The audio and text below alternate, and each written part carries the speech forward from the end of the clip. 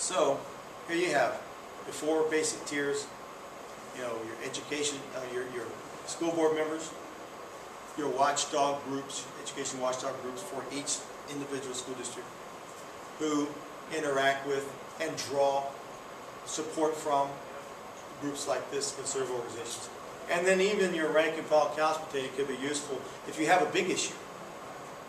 You're like, hey, look, if you never go to a school board meeting again, come to this one, because we need warm bodies in there. We need to show them that we got to kill this bill, whatever it is. You don't have to call them very often. If you did, you wouldn't get them in, so you have to call them very frequently. So now you see, this is a pretty big power base. You got a couple people on the school board, but you got a couple dozen people backing them up. And then, like East Valley Tea Party, every other time I go over there, I'm getting up and telling them, okay, this is stuff you need to be thinking about. This is what's going on. And then, so let's go on back to basically how do we fix the school system. And it's very simplistic, but you define the problems, expose the problems, and by exposing them, you raise awareness and raise pressure to fix the thing. And then once you fix it, then you have to be, you're going to have to pay attention to keep it from sliding back to where it was before. Now that thing I want to talk about, cellular warfare. What I mean by that is, for instance, Gilbert Education Action Committee has about 3 dozen activists, but some of them are moles. Okay? They're working for the teachers' unions or the liberals or the administration, and they're coming this, oh, I'm one of you, yeah. And they're there to collect information to take back to the people. We know who they are. Most of them.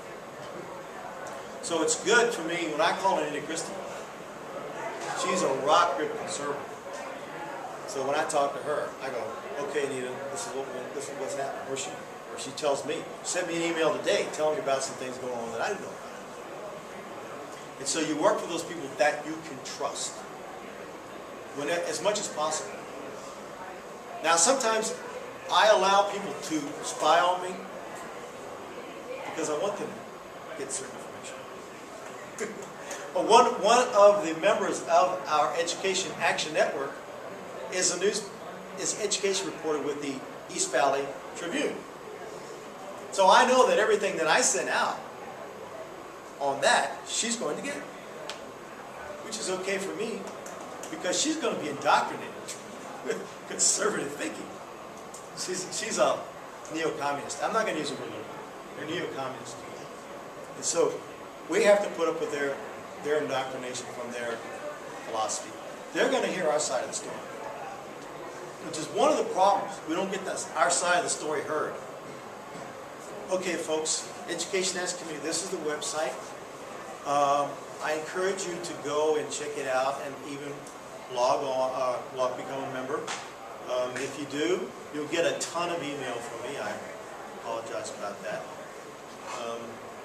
A lot of the stuff I send out is regarding Christianity and religion, because one of the reasons is because there is a tremendous push against Christianity in our schools, in our country, and in our world right now.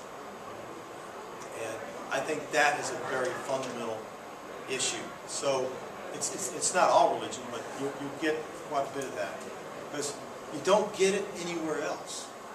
And so that's when I'm trying to fill in the gaps, you know. So anyway, I've talked long enough. I can take some questions. Well, thank you very much.